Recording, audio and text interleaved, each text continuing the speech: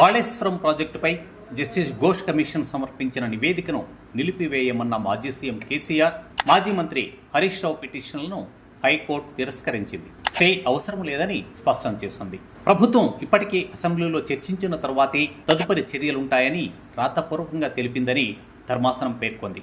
నివేదికను అసెంబ్లీలో ప్రవేశపెట్టడం చట్టబద్ధమేనని హైకోర్టు తేల్చింది. ఒకవేళ నివేదిక వెబ్సైట్లో ఉంటే తొలగించాలని ఆదేశించింది. సెక్షన్ 8B, 8C కింద నోటీసులు ఇవ్వకుండా మాకు వ్యతిరేకంగా అభిప్రాయాలు వ్యక్తం చేశాయి అని కేసీఆర్, హరీష్ రావులు వాదించారు. నివేదిక అసెంబ్లీలో చర్చకు వస్తే ప్రతిరోజు మీడియాలో ప్రతిష్ట దెబ్బతింటుందని ఆందోళన వ్యక్తం చేశారు. ప్రభుత్వ చర్యలు పరువు నష్టం కలిగించేవని, నివేదిక చెల్లుబాటు కాదని వాదించారు. పిటిషనర్లకు అవకాశం ఇచ్చాం, వారు నివేదికలు తీసుకుని సమాధానాలు ఇచ్చారని ఏజీ సుదర్శన్ రెడ్డి వివరించారు.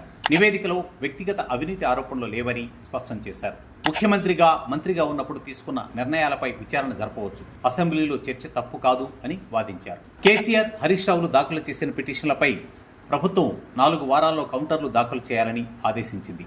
పిటిషనర్లు అవసరమైతే వారంలోగా సమాచారం ఇవ్వాలని సూచించింది. విచారణ అక్టోబర్ 7కు వాయిదా వేసింది. కాళేశ్వరం ప్రాజెక్టుపై జస్టిస్ ఘోష్ కమిషన్ నివేదిక చుట్టూ న్యాయ పోరాటం వేడెక్కుతోంది.